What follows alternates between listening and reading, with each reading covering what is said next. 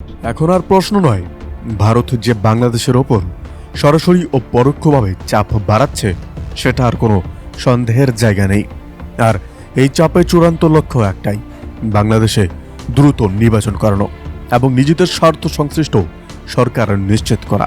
প্রায় ১.৫ বছর পর হঠাৎ করে কোনো রকম আগাম ইঙ্গিত ছাড়াই ভারতীয় ডিপ্লোম্যাটদের পরিবারকে মাত্র ৭ দিনের সময় দিয়ে বাংলাদেশ ছাড়তে বলা হয়েছে। একই সঙ্গে খুলনা, রাজশাহী, চট্টগ্রাম ও সিলেটের সহকারী হাই কমিশনগুলো কার্যত খালি করে দেওয়া হয়েছে। এ সিদ্ধান্ত কোনো সাধারণ প্রশাসনিক সিদ্ধান্ত নয়, এটা স্ট্র্যাটেজিক প্রিপারেশন। কারণ ইতিহাস বলে, কোনো দেশ যদি সত্যিই শুধুমাত্র নিরাপত্তাজনিত কারণে কূটনৈতিক সরায় তাহলে সেটা ধাপে ধাপে প্রকাশ করা হয়।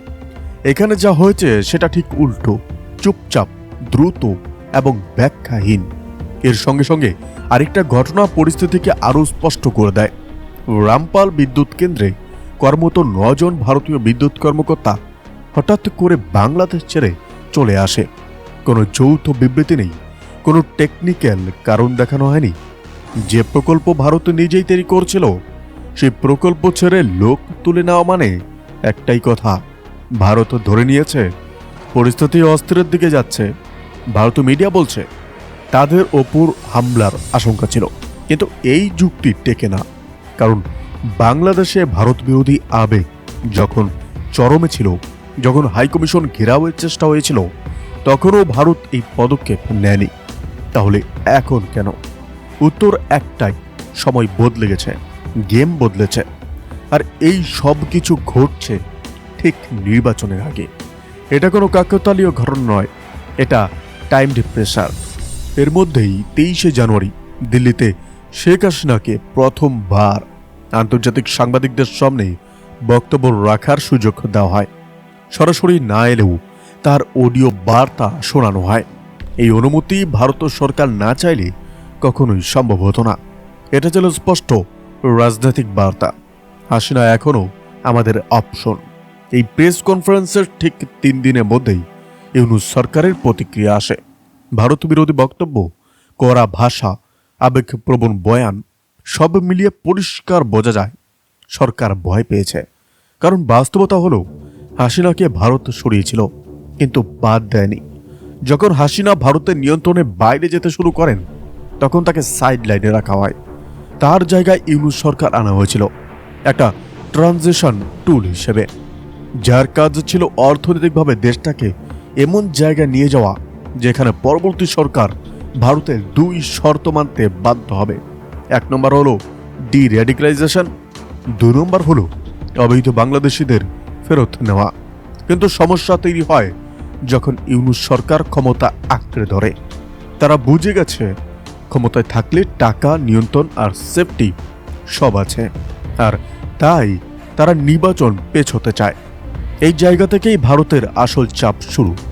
ভারত ইতিমধ্যেই বিএনপিকে বিকল্প শক্তি হিসাবে ধরে নিয়েছে, কিন্তু যদি ফেব্রুয়ারিতে ভোট না হয় তাহলে ভারত এটাকে সরাসরি অবাধ্যতা হিসাবে দেখবে।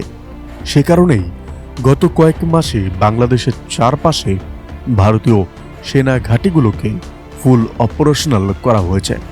এরপর ডিপ্লোম্যাট সরানো হয়েছে, যেটা আন্তর্জাতিক ভাষায় একটা পরিষ্কার মেসেজ, আমরা চাইলে মিলিটারি অপশনেও যেতে পারি। বাংলাদেশের সেনাবাহিনী এই মেসেজ বুঝে গেছে। ভারতের সেনাপ্রধান ইতিমধ্যেই যোগাযোগ রেখেছেন এবং খুব স্পষ্ট বার্তা পৌঁছে দেওয়া হয়েছে। এই লড়াই সামরিকভাবে জেতা সম্ভব নয়। একদিকে ভারতের চাপ, অন্যদিকে জামাত ও বিএনপির চাপ।